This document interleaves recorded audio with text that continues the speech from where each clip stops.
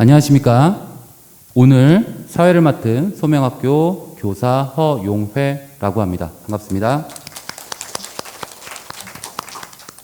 심사위원은 심사위원장이신 박정혜 교수님 외에 5분의 토론 전문가 분께서 수고해 주시겠습니다. 지금부터 교육부와 문화부, 환경부 등이 후원하고 사단법인 전국 독서 새물결 모임이 주최한 제21회 대한민국 독서토론 논술대회 고교 단체전 결승전 토론을 시작하도록 하겠습니다. 네, 감사합니다. 대상 도서는 글로벌 그린 뉴딜 그리고 2050 에너지 레볼루션입니다. 토론 주제는 기후변화 문제 해결을 위한 2050 탄소 중립은 실현 가능하다입니다. 먼저 팀 소개가 있겠습니다. 간단히 찬성팀 그리고 반대팀의 순서로 부탁드리겠습니다. 자, 찬성팀 간단한 팀 소개 부탁드릴게요. 네, 안녕하십니까. 저희는 김천고등학교 2학년 대표 토론팀 송설 브라더스입니다.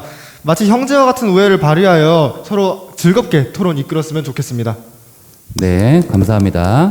자, 반대팀 팀 소개 부탁드리겠습니다. 네, 안녕하십니까. 여기내대보고 안다미로 팀입니다. 안다미로는 순우리말로 그릇에 넘치도록 많이라는 뜻인데요. 저희의 토론 실력 그리고 토론에 임하는 열정을 있는 그대로 보여드리도록 하겠습니다. 열띤 토론 될 수 있게 노력하겠습니다. 감사합니다. 팀 소개를 잘 들었습니다. 서로의 특징을 잘 소개해 주셨습니다. 감사합니다. 자, 토론자 여러분은 토론의 정신을 잘 지켜 공정하고 합리적인 또 교육적인 토론이 되도록 노력해 주시기 바랍니다. 특별히 시간을 엄수해 주시기 바랍니다. 찬성 제1발제 준비되었습니까? 네, 준비됐습니다. 토론 시간은 3분입니다. 시작하십시오. 안녕하십니까. 찬성 측 제1발제자 김호열입니다. 수준 높은 학생들과 함께 토론할 수 있어 영광입니다. 용어 정리를 하겠습니다. 탄소 중립은 기후 위기 대응을 위한 탄소 중립 녹색 성장 기본법에 의거하여 대기 중에 배출, 방출 또는 누출되는 온실가스의 양에서 온실가스 흡수의 양을 상쇄한 순 배출량이 0이 되는 상태로 정의합니다. 기후변화 문제 해결을 위한 2050 탄소 중립은 실현 가능합니다. 그 근거는 다음과 같습니다. 첫째, 세계 시민의 의식 수준이 향상되고 있습니다. 생활과 윤리 교과서에서는 사회 계약론에 대해 모든 국가적 행위가 국민의 동의 아래에 나온다고 밝힙니다. 태안 기름 유출 사건을 기억하십니까?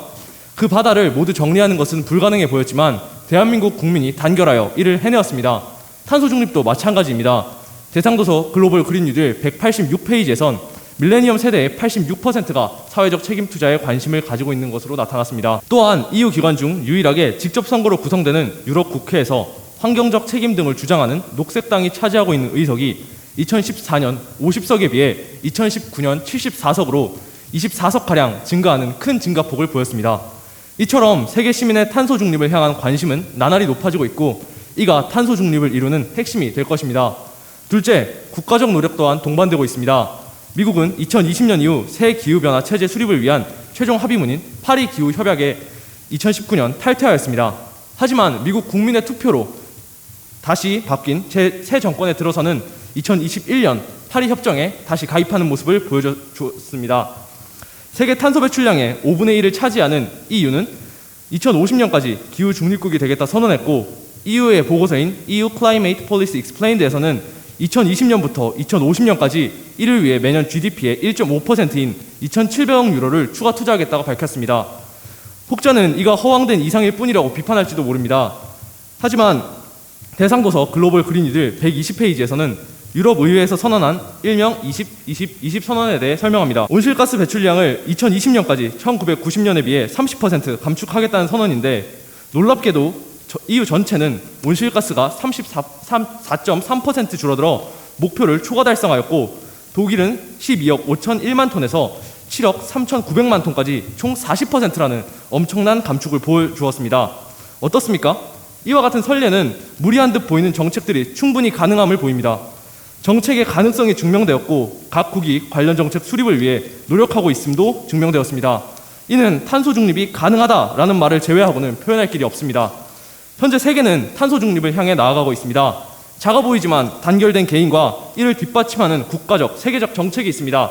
2050 탄소 중립은 반드시 실현 가능합니다. 이상입니다. 네, 시간 잘 활용해 주셨습니다. 감사합니다. 다음은 반대팀의 교차 조사 및 질의, 재반론이 있겠습니다. 시간은 5분입니다. 누구부터 시작하시겠습니까? 네, 시작해 주십시오. 네, 먼저 자료 많고 논리적인 발제에 잘 들었습니다. 첫 번째 질문 드리겠습니다. EU의 국회 그 안에서 녹색당의 의석이 증가하고 있다는 말씀을 주셨습니다. 그러나 EU 안에서 각 나라 안에서 녹색당의 지지율을 본다면 EU에서만 높고 각 나라 안에서는 의석을 차지를 많이 하지 못하고 실제 정권에서 힘이 약한 것을 알고 계십니까? 아니요, 그건 사실이 아닙니다. 현재 독일 녹색당은 영국보다 늦은 1980년대에 창당되었지만 세계적인 녹색당으로서 자리 잡았고요. 1998년과 2002년에는 총선에서 3인당과 함께 연방정부를 구성하였습니다. 이를 보았을 때 분명 녹색당은 영향이 있다고 볼 수 있습니다. 네, 다음 질문 하도록 하겠습니다. 먼저 약 86%의 밀레니엄 세대가 국민의 동의, 그러니까 단결을 통해 탄소 분리를 지지하고 있다고 말씀해 주셨는데, 자, 이 자료를 보시면 중학교 3학년 기술과정 교과서입니다. 보시면 탄소 중립 목표 선에 대한 평가로 어렵지만 가야 할 일화가 57.3%, 현실적으로 어렵다가 무려 42.7%를 차지했습니다. 이렇듯 국민의 동의, 특히 밀레니엄 세대를 제외한 기성세대를 어떻게 설정할 것인지 의견을 듣고 싶습니다. 네, 제가 말씀드린 것은 그 부분에 대한 게 아니고요. 밀레니엄 세대의 86%가 사회적 책임 투자에 관심을 가지고 있다라고 말씀드렸습니다. 이는 신재생 에너지나 관련 다른 산업에서 충분히 밀레니엄 세대의 투자가 이루어져서 이가 발전하고 있음을 보이고 싶었던 겁니다. 다음 질문하도록 하겠습니다. 제1발제자님께서는 선진국과 이유에 관한 얘기를 굉장히 잘해주셨는데요. 현재 탄소 배출량을 실질적으로 가장 높은 국가들은 중국과 인도 등의 개발도상국에 해당합니다. 이러한 국가들의 경우 탄소 중립 실현에 굉장히 협조적으로 나오지 않고 있는 상황인데 이러한 문제는 어떻게 해결하실지 듣고 싶습니다. 일단 말씀하신 중국의 경우는 탄소 중립 목표를 수립하고 현재 그에 실천하고 있습니다. 관련 정책들이 수립되고 있고요. 이를 통해서 탄소 중립을 실현하기 위해 노력하고 있습니다. 네, 그 부분에 대해서 중국과 인도 같은 경우에는 COP26이라는 회담에서 탄소 배출량을 줄이자라는 결의안에 강렬한 반대를 해서 결국 탄소 배출량이 대폭 완화되는 결과를 낳았습니다. 이에 대해서 어떻게 생각하십니까? 그 부분에 대해서 자세히 다시 한번 설명해 주시겠습니까? 네, COP26이라는 회담에서 중국과 인도의 강렬한 반대로 인해 이산화탄소 배출량의 감축을 원래 했던 것보다 대폭 계속 엄청 완화를 했다는 그런 말씀을 드리고 싶었던 겁니다. 궁극적으로 현재 세계의 목표는 2050년 탄소 중립입니다. 이를 위해서 모든 세계가 노력하고 있는 건 사실이고요. 이를 통해서 봤을 때 탄소 중립을 위해 2050년 탄소 중립이라는 명제에 대해서는 분명히 사실로 밝혀질 수 있다고 생각합니다. 네, 그 부분에 대해서 한 번 더 말씀을 드리고 싶습니다. 저희가 아까 말했듯이 중국과 인도는 이 탄소 중립으로 나아가는 데 있어서 가장 많이 노력을 해야 하는 국가 중 하나입니다. 그러나 이들이 격렬한 반응을 했다는 것에 대해 적절한 답변으로 보이진 않고요. 이외에 말씀드리고 싶은 것은 저희는 아까 중국과 인도를 포함해서 개발도상국의 탄소 배출률이 굉장히 높다는 말씀을 드렸습니다.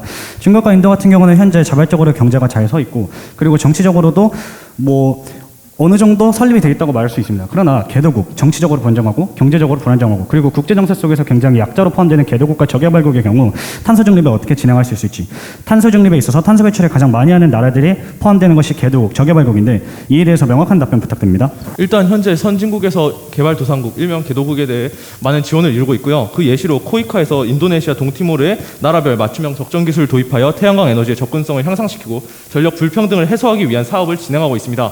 또한 UN 산하기구인 녹색기후기금에서는 모든 사람이 안전하고 접근할 수 있는 제로 배기가스 버스 고속교통, 일명 BRT 시스템을 구축하고 있습니다. 이를 보았을 때 선진국의 지원으로 분명 개발도상국들도 탄소 중립을 위해 한 걸음 나아갈 수 있다고 생각합니다.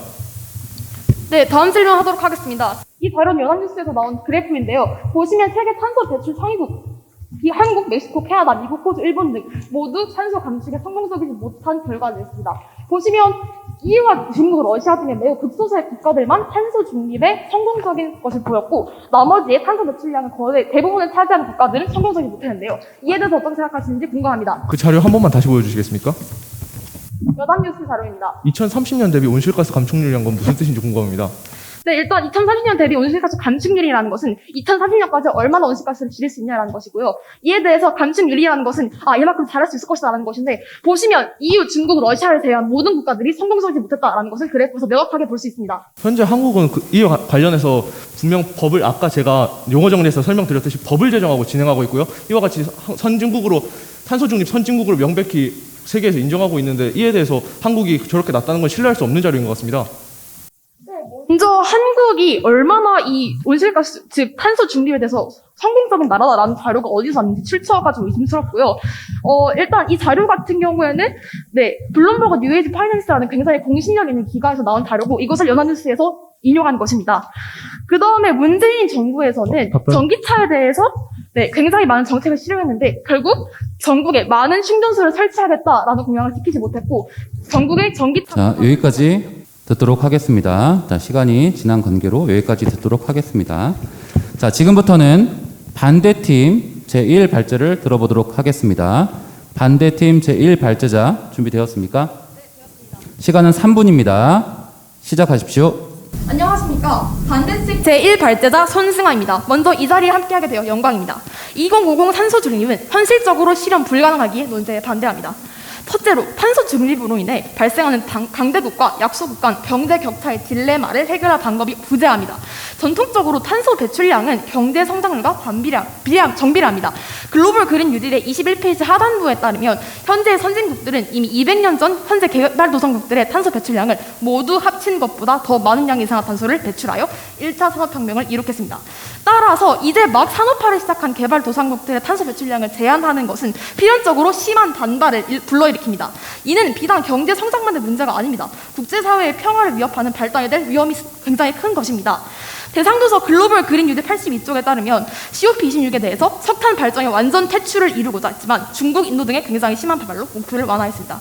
또한 중학교 3학년 비상 도덕 교과서에 언급된 석탄 사용 중단 및 온실가스 감축 목표 감화에 대한 지침은 중국의 반발로 감축 기준이 대폭 완화되었습니다. 이처럼 심각한 선진국과 개도국의 의견 대립과 갈등으로 인해 촉박한 시간 내에 탄소 중립을 실천하는 것은 불가합니다. 이러한 상황에서 일부 선진국들의 실천만으로는 절대 실질적인 탄소 배출량의 변화와 감소를 이끌어낼 수 없습니다. 둘째로 탄소 중립을 위한 인프라와 사회구조를 확립하기에 28년은 턱없이 부족합니다.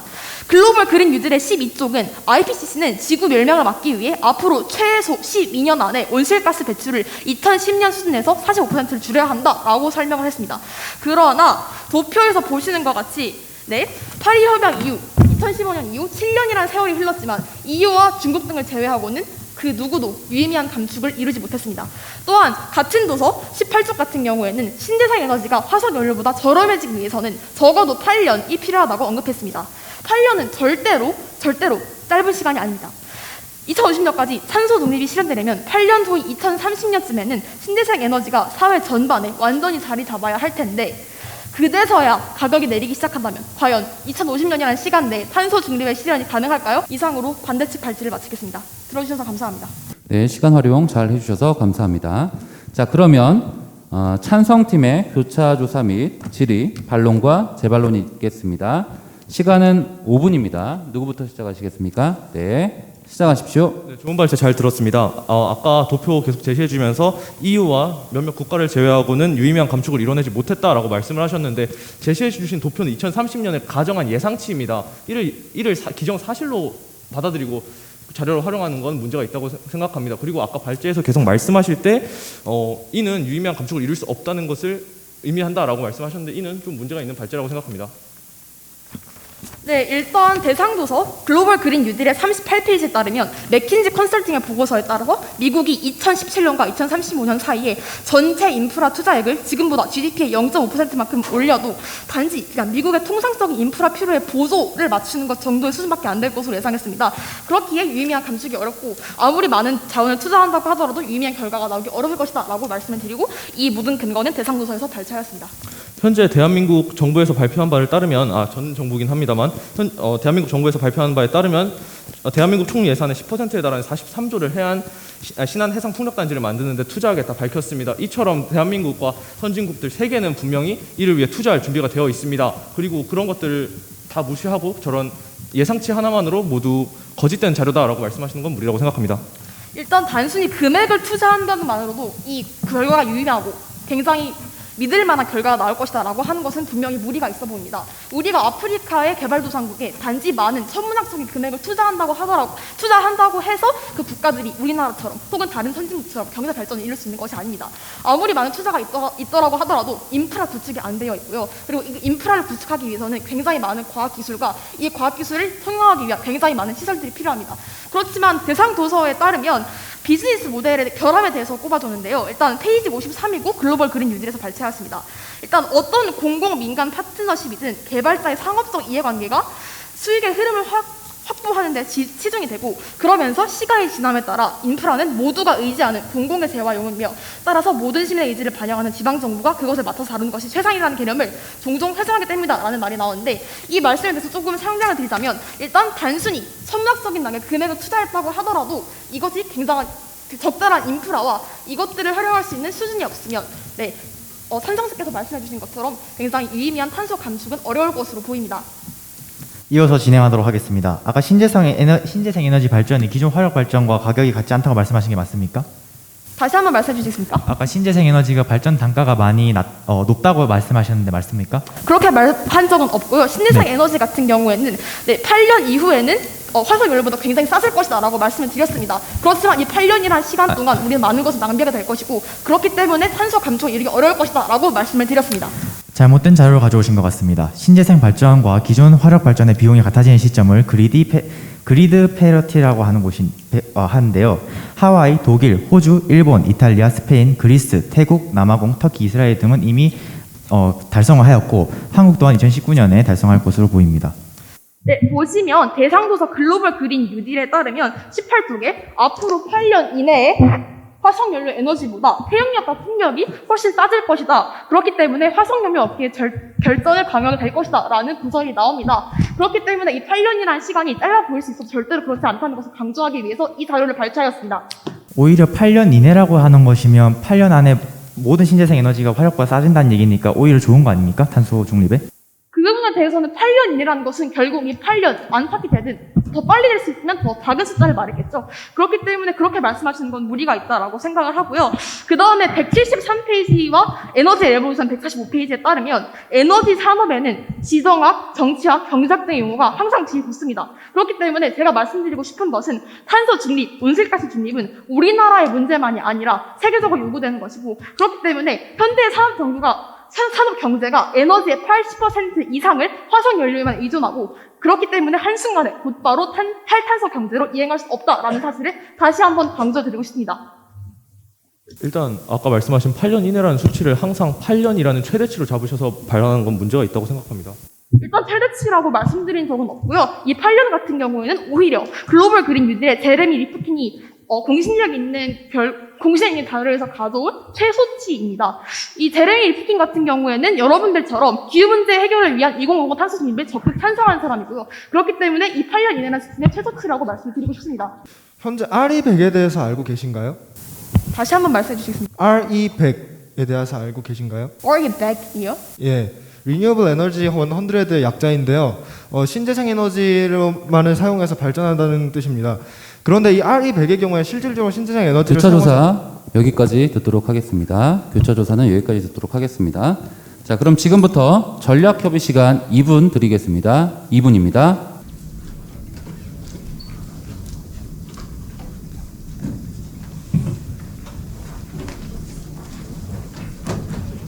전략협의 시간을 마치겠습니다. 자, 지금부터 제2 발제를 듣도록 하겠습니다. 찬성팀 제2발제자 준비되었습니까? 네, 준비되었습니다. 시간은 3분입니다. 시작하십시오. 안녕하십니까. 찬성 제2발제를 맡은 김천고등학교 김정범입니다. 저희는 논제 기후회복을 위한 2050 탄소 중립은 실현 가능하다를 소형 원자로와 CCUS 기술 발전을 통해 가능하다고 주장합니다. 먼저 그 전에 앞서 아까 이미 저희는 개발도상국과 선진국이 그리드 패러티, 그러니까 신재생 에너지와 기존 화력 발전이 발전 단가가 같아지는 걸 말씀드렸고, 전 세계가 아까 말씀하신 최대치인 8년 이내에 가능하다는 점은 2050 탄소 중립의 매우 긍정적인 수치라고 먼저 말씀드리겠습니다. 그럼 시작하겠습니다. 원자력 발전은 이미 탄소 중립에 기여하고 있습니다. 국제 원자력 기구 IAEA에 따르면 원자력은 킬로와트당 550g의 탄소를 배출하는 LNG 발전, 782g을 배출하는 석유, 992g을 배출하는 석탄에 비해 10g을 배출합니다. 또한 2050 에너지 레볼루션 262페이지에서 서술하는 바에 따르면 기업 윤리가 중요한 고려 대상이 된 현대 사회에서 환경, 사회, 지배 구조는 기업의 신뢰도를 결정하는 주요한 요소가 되었습니다. 이를 ESG라고 부르는데요. 원전 산업은 이에 정확하게 들어맞는 구조로 되어 있습니다. 소형 원자로 SMR은 기존 원자로를 개선한 형태입니다. 기존에는 큰 강이나 바다를 끼고 있어야지만 발전이 가능하다는 단점이 존재했습니다. 그러나 SMR은 냉각수를 바람, 즉 기체로 전환할 수 있기 때문에 산, 오지, 사막 등 기존에 설치가 불가능한 장소에 설치할 수 있습니다.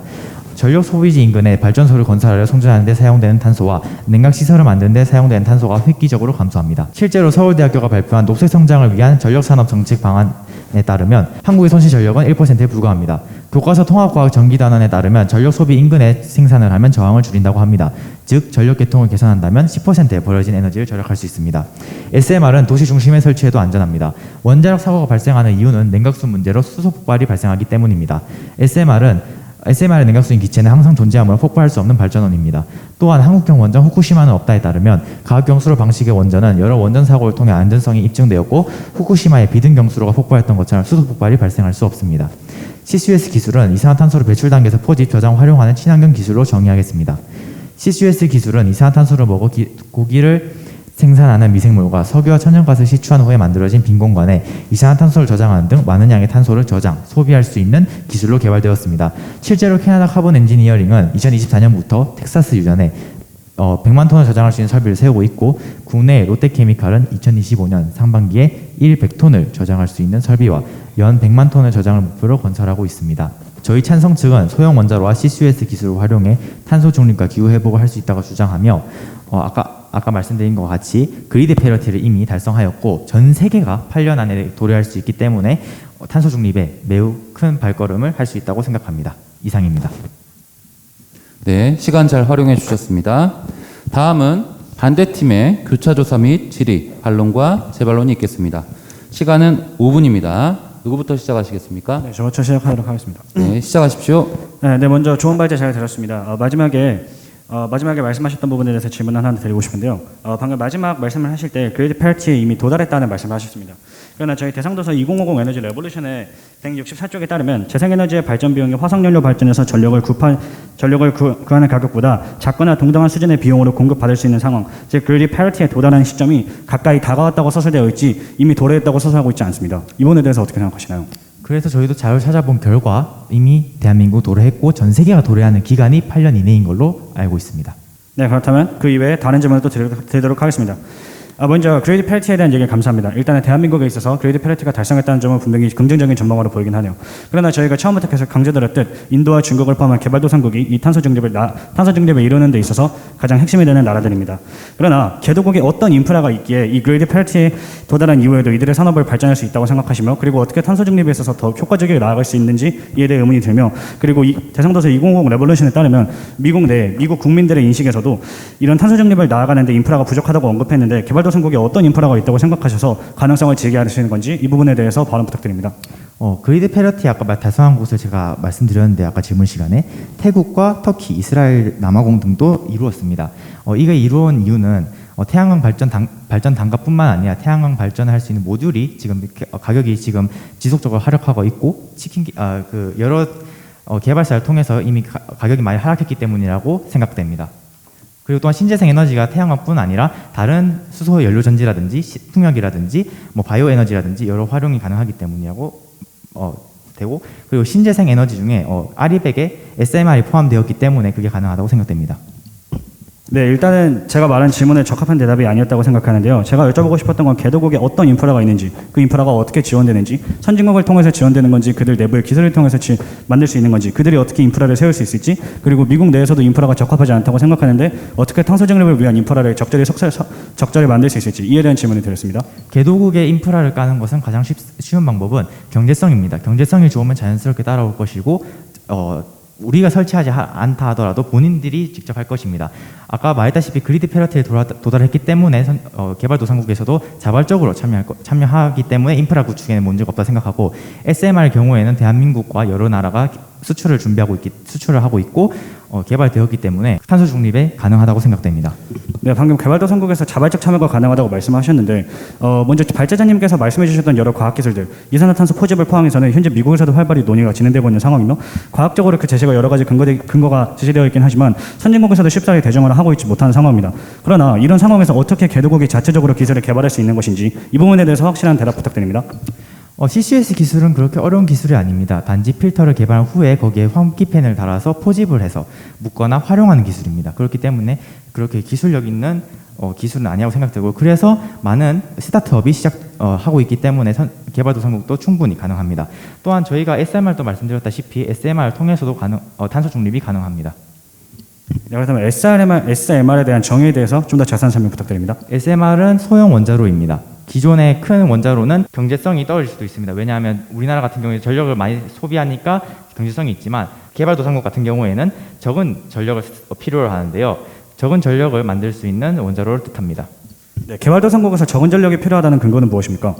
개발도상국 같은 경우에는 국토가 넓고 소비지가 여러 곳에 분산되어 있어 한 곳에 집중적으로 발전하는 발전원은 그렇게 도움이 되지 않습니다. 소규모로 발전하는 원이 도움이 되는데요. 그렇기 때문에 소규모 발전원이 아까 제가 인론에서 말씀드렸다시피 전력 소비지 인근에서 발전을 하기 때문에 손실력도 줄어들기 때문에 도움이 된다고 말씀드렸습니다. 네, 일단 여러 가지 근거를 대신 점에 대해서 감사드립니다. 그러나 개발도상국 같은 경우 현재 탄소 배출률이 많은 이유는 선진국에서 나오는 기술을 통해서 그들이 개도국에 계속 공장 그리고 인력들을 필요로 하는 이유는 개도국에 있는 싼 인건비에 있습니다.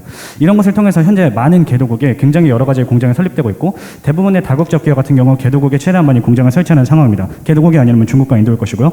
이들의 공장 생산 그리고 공장 활동을 위해서는 많은 양의 전기가 필요한데 대체 소량의 전기가 필요하다는 건 어디서 나온 얘기이며 그리고 아까 말씀드렸듯이 영토가 크니까 전기를 한 곳에 밀집되어서 많이 사용할 필요가 없고 여러 곳에 분산되어 있다고 말씀하셨습니다. 그러나 여러 곳에 분산되어 있다는 것은 물론 주변에 소형 원자력 발전소를 넣어서 전기의 손실을 최대한 줄일 수 있는 효율적인 상태이긴 합니다. 그러나 이가 실제 사용하는 전력이 적다는 것에 대한 근거로는 적절하지 않은 것 같습니다.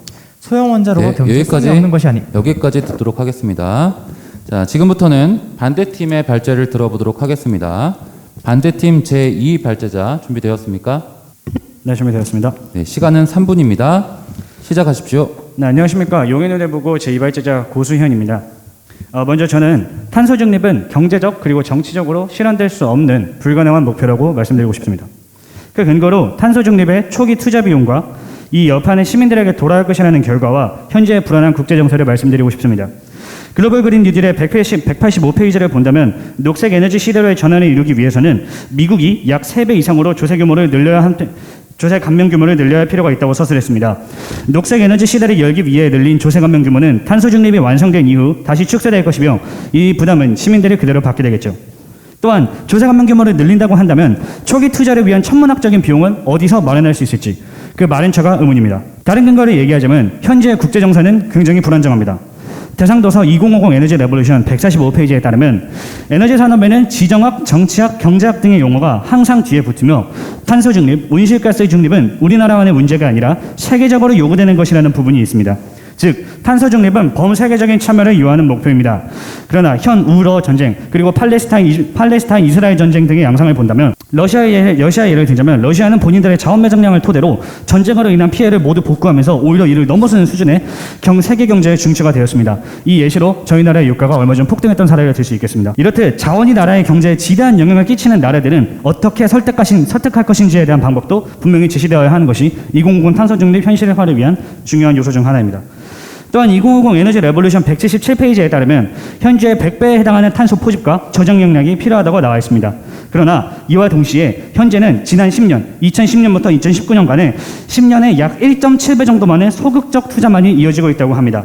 즉 탄소 중립으로 나아갈 때에는 선진국들의 경제조차도 흔들릴 수 있는 초기 투자 비용이 필요하다는 것인데 이에 더해 글로벌 그린 뉴딜의 116페이지 내용에 따르면 탄소 버블은 초기에 제거되지 않을 경우 전 세계적으로 1에서 4조 달러의 자산 손실을 이야기할 것이라는 예측을 내놓았습니다. 이 수치는 2007년 금융위기로 발생한 손실과 비슷한 수준입니다. 동시에 이를 자초자산으로 인해 잠재적으로 막대한 손실이 야기될 것이라는 결과로 저자는 예상하고 있습니다. 개도국, 적야별국 등의 나라가 이렇게 큰 초기 투자 비용을 요구하는 탄소 중립을 원활히 진행할 수 있을지 자체가 의문이며 진행하게 된다면 현재와 같은 불안정한 국제정치, 전쟁이 다분하게 일어나는 국제정치 상황에서 희생양이 될 수도 있다고 분명하게 말씀드리고 싶습니다. 결론적으로 탄소 중립은 분명히 이루어져야 하는 목표인 것은 맞습니다. 지구온난화가 심화되고 있긴 하지만 현실적으로 봤을 때 경제적, 정치적 이유로 2050년까지의 탄소 중립은 실현할 수 없다고 주장하고 싶습니다. 이상입니다. 네, 시간 활용 잘 해주셨습니다. 그러면 지금부터 찬성팀의 교차 조사 및 질의, 반론과 재반론 있겠습니다. 시간은 5분입니다. 누가 먼저 시작하시겠습니까? 알겠습니다. 네, 시작하십시오. 좋은 발제 잘 들었습니다. 아까 러시아 우크라이나 전쟁 언급하시면서 유가 확대 등으로 인해서 다른 나라들이 불안해할 수 있다라고 말씀하셨는데 맞습니까? 아니요, 유가 확대 등으로 다른 나라들이 불안정할 수 있다는 얘기를 드린 적은 없고요.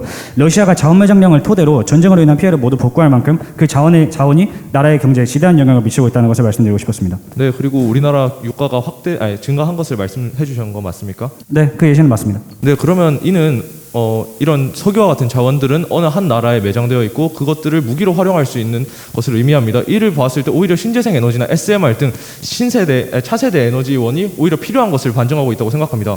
네, 그 필요성을 시사한다는 점에 대해서는 인정합니다. 그러나 제가 말하고 싶은 것은 러시아나 사우디아라비아 같이 실제 석유나 석탄 등을 경제에 매우 지대한 영향을 끼치고 그리고 그들의 주력 경제적 요소로서 사용하는 나라들의 동참은 어떻게 이끌어낼 수 있는지, 탄소 중립이라는 범세계적인 목표는 어떻게 이룰 수 있는지, 그들의 동참을 어떻게 이끌 수 있는지에 대한 의문을 제시한 것입니다. 저희가 아까 이론에 드린 것처럼 CCUS 기술을 통해 해결이 가능하다고 생각됩니다. CCUS 기술은 현재 오히려 석유 기업들이 많이 참여를 하고 있는데요. 석유 기업들이 시추한 그 빈 공간에 탄소를 묻을 수 있기 때문에 경제성이 있다고 판단되어서 현재 대한민국의 석유 기업들과 엑손필론 등 여러 미국 석유 기업과 아람코 등도 참여하고 있습니다. 네, 탄소 포집 기술에 대해서 자주 말씀하시는데요. 이에 대해서 몇 가지 질문을 좀 드리고 싶습니다. 탄소 포집 기술 같은 경우는 대상조사에 따르면 총 2가지의 결과를 나올 수 있는데요. 거기서 포집시켰던 이산화탄소를 땅에 다시 묻거나 혹은 수소로의 유용한 에너지로의 전환이 있습니다. 이 중에서 이산화탄소를 땅에 매립할 경우 어떤 결과가 나타나는지 알고 계십니까?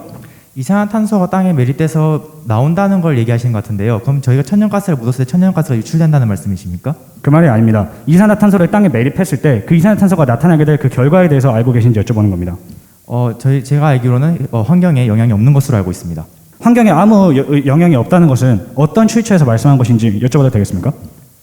지금 제가 질문을 받는 상황이 아닌데 일단 질문 답하도록 하겠습니다. 다시 한번 말씀해 주시겠습니까? 네, 탄소 포집을 통해서 이산화탄소를 땅에 묻는다면 환경에 아무 영향이 없을 거라고 하셨습니다. 네. 이 근거에 대한 출처를 여쭤보고 있었습니다. 근거는 한국석유공사의 자료입니다. 한국석유공사는 천연가스가 매장되어 있는 공간에서는 천연가스가 새어나올 수 없으므로 탄소 또한 기체인 상태이기 때문에 새어나올 수 없다고 말했습니다. 그러니까 천연가스가 나올 수 없다는 말은 했고 실제 석유공사에서 이런 이산화탄소 포집 기술이 땅에 들어가더라도 나올 수 없다는 얘기를 한 것이 정확히 맞습니까? 저의 질문 시간이지 제가 질문을 받는 시간 아니기 때문에 제가 다른 질문을 저희 측에서 하도록 하겠습니다. 우선 전 발제자가 짚고 넘어간 부분 다시 한번 강조하도록 하겠습니다. 자료가 없는 것이 자료입니다. 그렇게 식으로 질문하고 싶다면은 탄소를 매립함으로써 어떤 식의 부작용이 발생했는가에 대한 자료를 가져야지 그것이 없다라는 자료를 가져오라는 것은 악마의 증명이와 다름없습니다. 제대로 된 자료를 가지고 질문해 주시기 바랍니다. 네, 알겠습니다. 또 다른 질문 받겠습니다. 1분 40초 남았습니다. 질문 더 하시겠습니까? 네, 잠시만 기다려 주십시오. 네.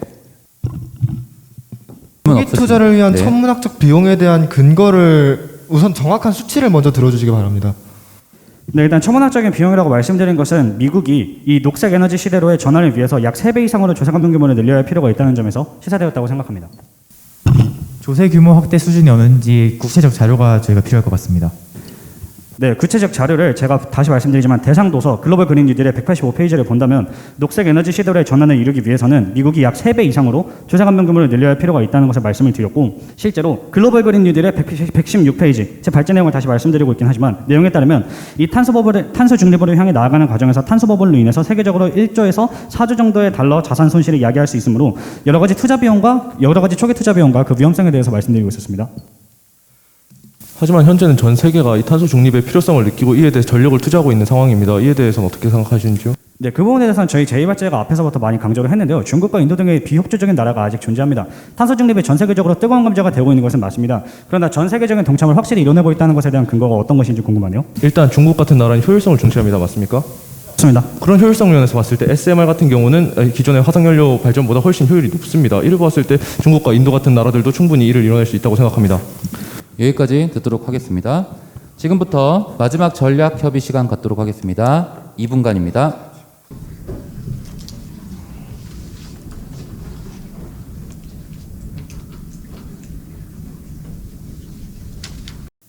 전략 협의 시간을 마치도록 하겠습니다. 이제 최종 발언을 하는 시간입니다. 찬성 측 최종 발언부터 시작하겠습니다. 시간은 2분입니다. 준비되었습니까? 예, 준비되었습니다. 시작하십시오. 안녕하십니까. 찬성 측 제3발제를 맡은 박성빈입니다. 먼저 저희 측 주장을 요약하도록 하겠습니다. 이미 전 세계가 탄소 중립을 하루라도 더 빠르게 이루기 위한 정진을 하고 있습니다. 칼 마르크스는 자본론을 통해 개인의 자발적 참여가 집단의 계획보다도 월등히 뛰어난 힘을 발휘할 수 있다고 밝힙니다. 국제사회의 단결과 세계 시민의 의식 함양 안에 2050 탄소 중립은 실현될 수 있습니다. 또한 소형 원전의 경우엔 개발도상국에도 원활한 보급이 가능하며 경제적으로도 성공적입니다. 기존 원자로는 큰 강이나 바다를 끼고 있어야지만 발전이 가능하다는 단점이 존재했습니다. 그러나 소형 원자로 SMR은 냉각수를 바람, 즉 기체로 전환할 수 있기 때문에 산, 오지, 사막 등 기존의 설치가 불가능한 장소에 설치할 수 있습니다. 전력 소비지 인근의 발전소를 건설하여 송신하는 데 사용되는 탄소와 냉각시설을 만드는 데 사용되는 탄소가 획기적으로 감소할 것입니다. 우리는 저탄소 에너지원의 성장 잠재성을 먼저 따져보아야 합니다. 실질적인 발전은 다양한 기술로 말미암아 발전합니다. 밀레니엄 세대의 사회적 투자에 대한 관심이 있다는 것만으로 이 사람들이 2050 탄소 중립이 가능하다고 생각하는 것과 별개로 그에 대한 투자가 이미 이루어지고 있음을 밝힐 수 있으며, 또한 사회적 인프라에 대한 언급이 많았지만 코이카에서 이미 선진국을 통해서 개발도상국에 대한 인프라 구축이 현재 투자되고 있습니다. 심지어 녹색 기금 등의 구체적인 단체 또한 존재합니다. 반대 측에서는 저희가 말한 기술적인 부분에서 그것이 불가능하다는 증거를 밝히지 않았는데요. SMR은 경제성이 없는 것이 아니라 수요에 맞는 생산이 가능하기 때문에 오히려 공급성이 매우 뛰어난 기술이라고 할 수 있습니다. 이제 2030년까지 포집할 수 있는 탄소량에 대한 예상은 그래프가 편향적일 수 있습니다. 여태껏 이루어진 것이 아닌 앞으로를 보아야 합니다. 전 세계 신재생 에너지가 8년 이내로 다른 에너지보다도 더 우월하게 될 수 있다는 것은 오히려 좋은 점입니다. 또한 8년이 딱 되지 않을 수도 있으며 8년 이내라고 밝힌 점에서 오히려 그보다 짧을 수도 있으며, RE100에 대해서 제가 언급하다가 시간이 다 되어버렸는데요. RE100은 리뉴어블 에너지 100의 약자로서 선재생 에너지로 현재 완전히 대체하는 것을 말하는데요. 그것은 가정집에서 $55만 연에 사용하더라도 여기까지 듣도록 하겠습니다. 여기까지 듣도록 하겠습니다. 이번에는 반대 측 최종 발언 듣도록 하겠습니다. 시간은 2분입니다. 준비되었습니까? 네, 준비됐습니다. 시작하십시오. 네, 안녕하십니까. 반대측 제3발제자를 맡은 장소연 토론자입니다. 오늘 저희가 토론한 주제는 기후변화 문제 해결을 위한 2050 탄소 중립은 실현 가능하다였으며, 저희는 반대측으로 지구 공동체의 일원으로서 환경 파괴를 막기 위해 노력해야 한다는 것은 너무나도 동의하지만, 그럼에도 불구하고 대상도서 글로벌 그린 뉴딜에도 나와있듯 우리에게 주어진 시간이 고작 12년밖에 없으며, 그 안에 이러한 문제를 해결하기엔 탄소 중립을 실현하는 맹점이 너무나도 많이 존재하기 때문에 2050 탄소 중립은 실현 불가능하다고 말씀드렸습니다. 네, 그리고 저희 측 제1발제자는 주어진 시간의 부족과 강대국과 약소국 간 경제 격차의 딜레마에 대해 주장하였고, 2발제자는 탄소 중립 관련 정책으로 인한 시민의 부담과 국가별 자원 보유량의 격차와 국제 정세의 불안정성에 대해 말했습니다. 찬성 측은 2050 탄소 중립은 실현 가능하다고 주장하셨고, 다양한 통계 자료를 제시하며 주장을 뒷받침해 주었다는 점이 굉장히 인상 깊었습니다. 오늘 이 토론에서 제가 찾은 가장 큰 쟁점은 세계 각국의 참여와 기술적 발전을 통해 2050 탄소 중립을 실현할 수 있는가였습니다. 찬성 측에서는 세계 시민 의식이 향상하고 있으며 EU와 선진국들의 노력이 동반되고 있다는 좋은 의견을 제시해 주셨습니다. 또한 기술이 발전하고 있다고도 말씀해 주셨습니다. 그러나 저희 앞선 발제자들이 말했듯이 현재 탄소 배출량이 가장 많은 비중을 차지하고 있는 중국, 인도 등의 개발도상국은 탄소 중립의 실현이라는 목표에 비협조적으로 나오고 있으며, 상당수의 국가들이 초기 개발 비용 등의 문제를 해결하지 못해 골머리를 앓고 있습니다.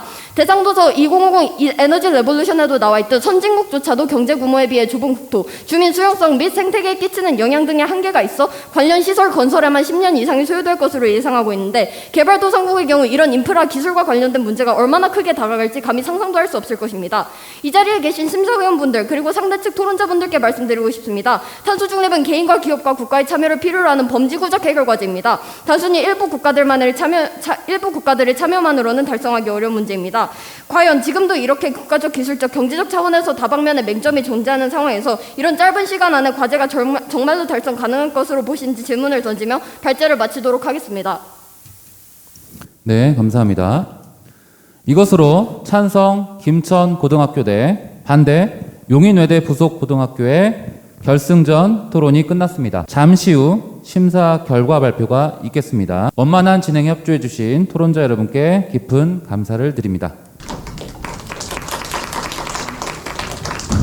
각 팀의 대표 한 명 학생이 간단한 토론 소감을 이야기해 주시면 좋을 것 같습니다.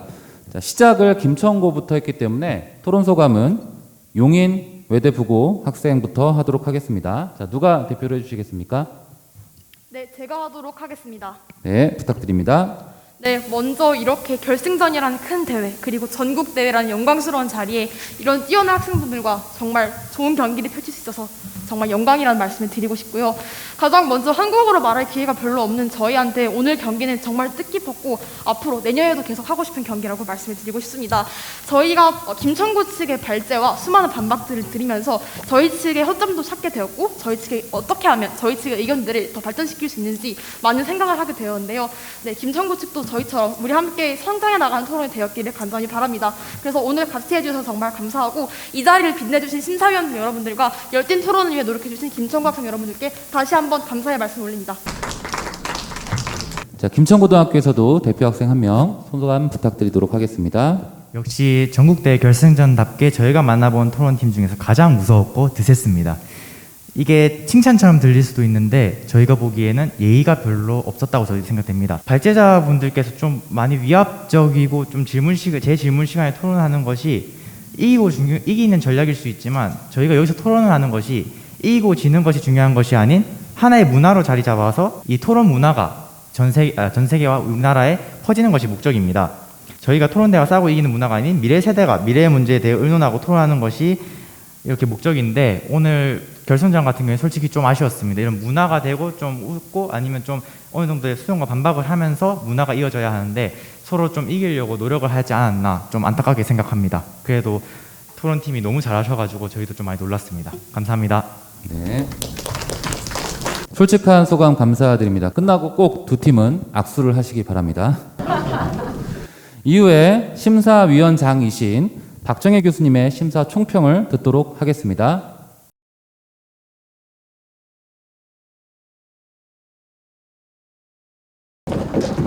용인외고가 승입니다. 네, 심사위원장 박정혜 교수님의 심사평을 끝으로 개회식 일부를 모두 마치도록 하겠습니다.